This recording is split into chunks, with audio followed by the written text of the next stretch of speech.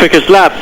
Something that we find at this race particularly, he's holding his head at an odd angle, and you're suggesting that maybe it's to help the air intake to the engine. It's what we're going to have to find out. But on a number of parts of the circuit where there's no load on the driver's head, it should be held vertically there. As you look at Fisichella, his head is in a normal position. Irvine's head is tilted to the left, and it may just simply be that that helps improve engine performance.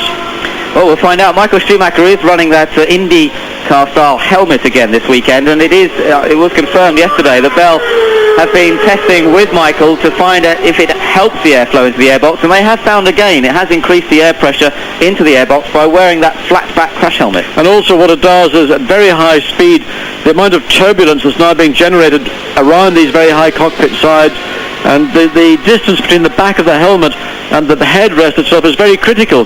So if a driver is getting turbulence around and his head is being tossed around, you can be guaranteed that that tossed air isn't being tossed into the airbox where it ought to go in the first place.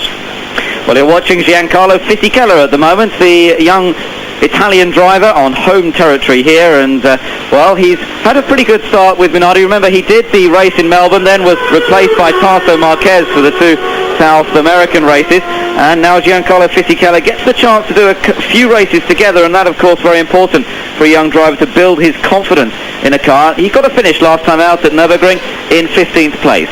And in fact he outperformed his slightly more experienced teammate Pedro Lamy by a couple of places. So the young Italian is very much a man in demand, and somebody that Minardi, I believe, would like to keep in this car all year. But of course, as ever, it comes down to the finances, and the team to exist has basically got to go with what it can get. Well, Fisichella at the moment is 20th fastest, but obviously he's trying to improve on that at the moment, and his teammate Pedro Lamy is 18th.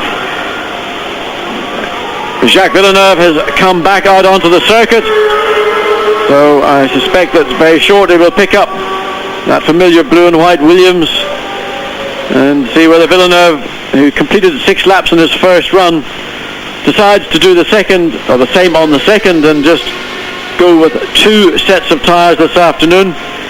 But just looking out of the booth, you've got to be a bit of a meteorologist to determine precisely what the weather's going to do, because if you can catch the track when there's a cloud passing over the sun, you may find that momentarily that period might be slightly quicker than it is when the sun's, when Fisichella almost loses it turning in. So it's very critical to choose the time, both from a traffic standpoint and also if the weather can help you, try and make it work for you.